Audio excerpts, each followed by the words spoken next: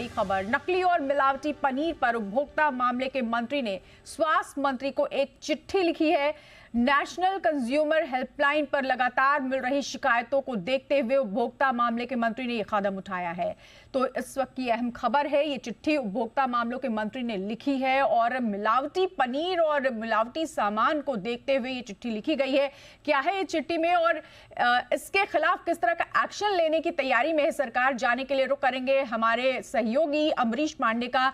अमरीश, जानना चाहेंगे खबर क्या है पूरी और नकली पनीर पर सरकार किस तरह का एक्शन लेने की तैयारी में है?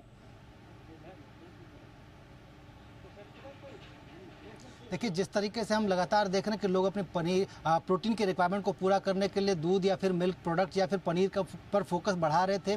लगातार ऐसा देखा गया कि जितने भी फूड जंक्शन है वहाँ पर पनीर का जो आइटम्स है वो उनकी संख्या बढ़ गई थी। इसके अलावा ये भी एक एनालिसिस हुई कि जितने पनीर की उत्पादन है उससे कहीं ज़्यादा की खपत है। तो सरकार ने इसको एक नोटिस करना शुरू किया था और ये देखा कि NCH पर इससे जो जुड़ी शिकायतें उनकी संख्या भी लगातार बढ़ रही है। उत्तर प्रदेश, पंजाब, महाराष्ट्र, दिल्ली, राजस्थान, इसके अलावा उत्तराखंड, ये ऐसे जगह थे जहाँ पे कि इस पनीर को लेकर शिकायतें बढ़ रही थी। शिकायतें जो थी वो साफ कह रही थी कि जो पनीर हमको रेस्टोरेंट पे मिल रहा है वो अलग सा रबरी सा च्यूई सा है। इसके अलावा उसका टेस्ट खराब है। उसको अगर हम टेस्ट कर रहे हैं, जो स्टार्च टेस्ट होता है, आयोडीन टेस्ट होता है, उसमें अगर टेस्ट करते हैं तो उसका रंग बदल रहा है। तो ऐसे में संभव है कि ये नकली पनीर हो। इसके अलावा कई जगह से शिकायतें ऐसी भी हैं कि अमुक रेस्टोरेंट पर मैंने खाना खाया, वहाँ पनीर का आइटम था और पनीर का आइटम खाने पे हमको तबीयत खराब हुई, और ऐसी शिकायतें लगभग कई सारे लोगों की थी। उन सारी शिकायतों को देखते हुए उपभोक्ता मामले के मंत्री ने चिट्ठी लिखी है स्वास्थ्य मंत्री को। ये कहा है कि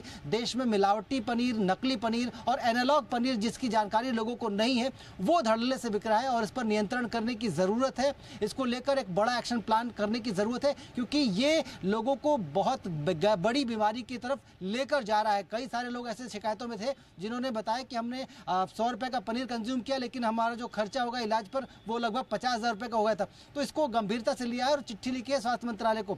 हमने जब स्वास्थ्य मंत्रालय के सूत्रों से बात करने की कोशिश की तो उन्होंने स्पष्ट कहा कि क्योंकि फूड रेगुलेटर इस पर कार्य करता है तो उसको निर्देशित किया जा चुका है और फूड रेगुलेटर समय समय पर इस तरह की चीज़ें करता है। फूड रेगुलेटर से हमने जब बात करने की कोशिश की तो उन्होंने भी यही कहा है कि 10 मार्च से हमने इसको लेकर एक नया कैंपेन शुरू किया है।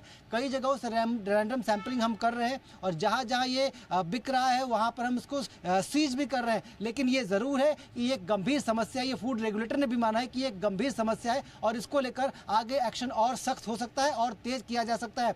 इसके साथ ही एक बहुत अहम खबर आपको इसमें अपडेट करता चलूँ कि पिछले दिनों जी बिजनेस ने लगातार इस खबर को उठाया था। ये कहा था कि बाजार में नकली और एनालॉग पनीर लगातार बिक रहे हैं, लोगों को कन्फ्यूजन है या फिर पता नहीं कि असली पनीर और एनालॉग पनीर में फ़र्क क्या है।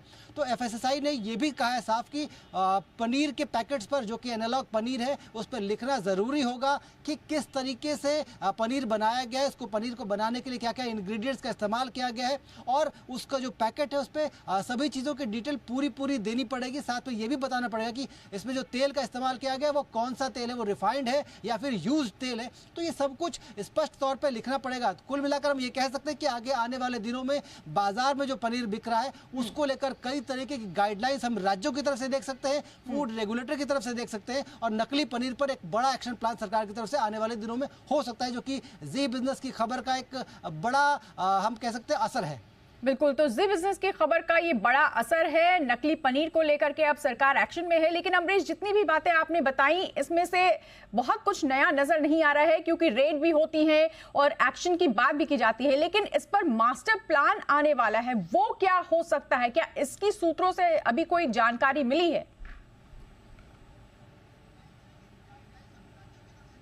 देखिए, जो एक्शन प्लान सरकार बना रही है उसके हिसाब से ये है कि राज्यों को अपने तरफ से अलर्ट किया जाएगा। उनको जो इनपुट सरकार की तरफ से मिले हैं या फिर इंटेलिजेंस की तरफ से मिले हैं उसको लेकर स्पेसिफिक इनपुट दिया जाएगा और कहाँ कहाँ से ये चीज़ें बन रही हैं वहाँ पर एक्शन किया जाएगा। दूसरा ये कि नेचुरल पनीर या फिर दूध से बना पनीर और एनालॉग पनीर को लेकर स्पष्ट करेगी गाइडलाइंस फूड रेगुलेटर यानी कि FSSAI भी अपना गाइडलाइंस स्पष्ट करेगा। इसके साथ ही राज्यों को भी कहा है कि उनका जो FDA है वो भी अपनी तरफ से एनालॉग पनीर को लेकर जो गाइडलाइंस है मौजूदा गाइडलाइंस है उनको सख्ती से पालन करने के लिए जो तमाम एजेंसीज हैं, जो तमाम दुकानदार हैं, जो बना रहे हैं, बेच रहे हैं, उनको भी स्पष्ट करेगा, डेयरीज को भी अलर्ट करेगा कि ये जो एनालॉग पनीर है उस पर लिखना ज़रूरी है कि क्या एनालॉग पनीर है और कैसे बना है। इसके साथ ही एक बड़ा एक्शन हम ये देख सकते हैं कि आने वाले दिनों में जैसे महाराष्ट्र की अगर बात करें तो महाराष्ट्र में वहाँ की विधानसभा में इस बात को लेकर चर्चा हुई थी और ये कहा जा रहा है कि वहाँ की सरकार पनीर को लेकर एक नई गाइडलाइंस के साथ साथ अगर नकली पनीर या फिर मिलावटी पनीर या फिर एनालॉग पनीर को असली पनीर बोल के बेचा जा रहा है तो ऐसे में कानून को और ज़्यादा सख्त करने वाली है।